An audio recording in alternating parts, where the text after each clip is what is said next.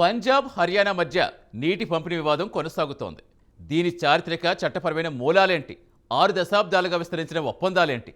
ఈ అంతర్రాష్ట్ర జల వివాదం యొక్క చరిత్ర, కాలక్రమం ఒకసారి పరిశీలిద్దాం.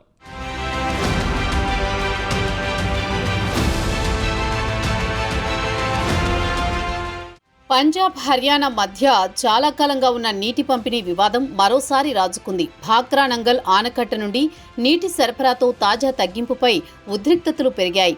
హర్యానా ప్రభుత్వం 8,500 క్యూసెక్కుల నీటిని డిమాండ్ చేసింది. అయితే పంజాబ్ ఆ అభ్యర్థనను తిరస్కరించింది. తన వద్ద నీరు లేదని పేర్కొంది. ఆ రాష్ట్ర సీఎం భగవంత్ మాన్ ప్రభుత్వం ఇప్పటికే హర్యానా రోజువారీ నీటి కోటాను 9,500 క్యూసెక్కుల నుండి కేవలం 4,000 క్యూసెక్కులకు తగ్గించింది. ఈ వివాదాస్పద చర్యను సమర్థిస్తూ పంజాబ్ తన సొంత నీటి సంక్షోభాన్ని ఎదుర్కొంటోందని ఆ రాష్ట్రం ప్రభుత్వం నొక్కి చెబుతోంది. పంజాబ్ వార్షిక నీటి లెక్కింపు ప్రతి సంవత్సరం మే 21న ప్రారంభమవుతుందని, హర్యానా ఇప్పటికే తన కేటాయింపులను వినియోగించిందని తేల్చి చెబుతోంది. ఈ ప్రాంతానికి సరఫరా చేసే కీలక జలాశయాల క్లిష్ట పరిస్థితిని కూడా మాన్ ప్రభుత్వం హైలైట్ చేస్తోంది. ఈ నేపథ్యంలో హర్యానాకు అదనంగా చుక్క నీటిని కూడా వదలబోమని పంజాబ్ ప్రభుత్వం ఘాటుగా స్పష్టం చేసింది. సీఎం భగవంత్ మాన్ నేతృత్వంలోని పంజాబ్ ప్రభుత్వం శాసనసభలో తీర్మానం ఆమోదించింది. హర్యానా ఇప్పటికే తన వాటా నీటిని వినియోగించుకుందని వాదిస్తోంది. ఇప్పటికీ వాడిన నీటికి మించి పంజాబ్ వాటా నీటిని వదలబోమని భగవంత్ మాన్ ప్రభుత్వం స్పష్టం చేసింది. మరోవైపు భాక్రా బియాస్ మేనేజ్మెంట్ బోర్డు సమావేశం తాము లేకుండా జరగడం రాజ్యాంగ విరుద్ధమని పంజాబ్ ఆరోపిస్తోంది. హర్యానా ప్రభుత్వం తమ జలాలను తరలించాలనే ప్రయత్నంలో ఉందని విమర్శిస్తోంది. పంజాబ్ ప్రభుత్వం ప్రతి పొలానికి కాలువల ద్వారా నీరు అందించేందుకు కృషి చేస్తోందని పంజాబ్ మంత్రి గోయల్ తెలిపారు. గతంలో 22% పొలాలకే కాలువల ద్వారా నీరు అందిందని, ఇప్పుడు ఇది 60%కి పెరిగిందన్నారు.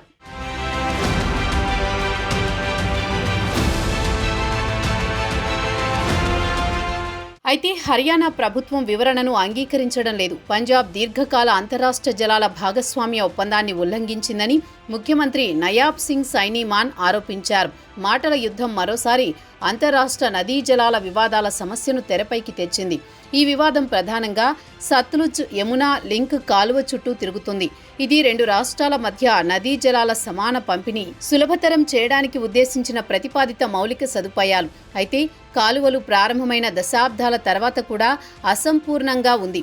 మరియు ఈ వివాదం రాజకీయ ఉద్రిక్తతలతో పాటు ప్రజల మనోభావాలను రేకెత్తిస్తూనే ఉంది.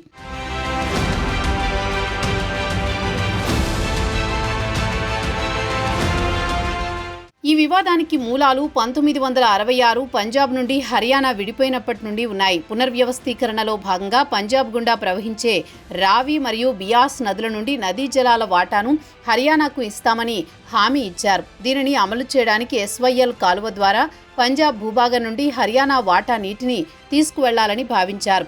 అయితే పంజాబ్ ఈ చర్యను నిరంతరం ప్రతిఘటించింది. నీటి కొరతను పేర్కొంటూ మరియు తన సొంత వ్యవసాయాన్ని ప్రభావితం చేయకుండా తాను ఎక్కువ నీటిని వృధా చేయలేనని పేర్కొంది.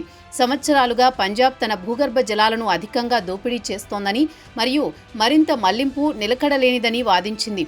1960లో సంతకం చేయబడిన సింధు జలాల ఒప్పందం ప్రకారం సత్లజ్, రావి మరియు బియాస్ నదుల జలాలపై భారతదేశానికి ప్రత్యేక హక్కులు లభించాయి. 1981లో భాక్రా బియాస్ మేనేజ్మెంట్ బోర్డు ద్వారా పంజాబ్, హర్యానా, రాజస్థాన్లతో కూడిన త్రైపాక్షిక ఒప్పందం అందుబాటులో ఉన్న నీటి వనరులను మరింత విభజించింది.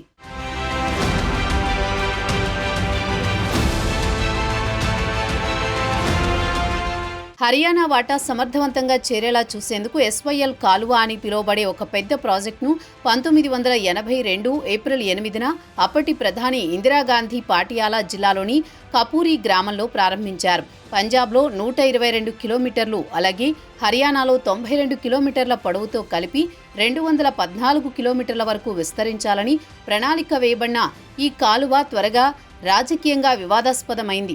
అయితే అప్పట్లో శిరోమణి అకాలీదళ్ ఈ నిర్మాణాన్ని వ్యతిరేకించింది. ఇది కపూరీ మోర్చా నిరసన ఉద్యమాన్ని ప్రారంభించడానికి దారితీసింది. ఉద్రిక్తతలను తగ్గించే ప్రయత్నంలో అప్పటి ప్రధానమంత్రి రాజీవ్ గాంధీ, అప్పటి SAD అధ్యక్షుడు హర్చంద్ సింగ్ లాంగోవాల్తో చారిత్రాత్మక 1985 ఒప్పందంపై సంతకం చేశారు.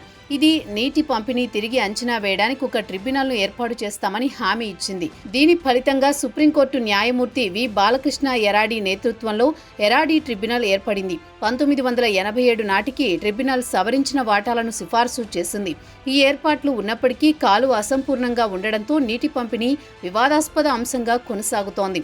ఇటీవలి వరకు పంజాబ్, హర్యానాకు రోజుకు 9,500 క్యూసెక్కుల నీటిని సరఫరా చేస్తోంది. అయితే దీన్ని 4,000 క్యూసెక్కులకు కుదించారు. పంజాబ్ తక్కువ రిజర్వాయర్లు, హర్యానా వార్షిక కోట అయిపోవడమే కారణమని పేర్కొంది. ఈ ఆకస్మిక కోత ఉద్రిక్తతలను మళ్లీ రేకెత్తించింది. పంజాబ్ స్థాపించబడిన ఒప్పందాన్ని ఉల్లంఘించిందని హర్యానా ఆరోపించింది.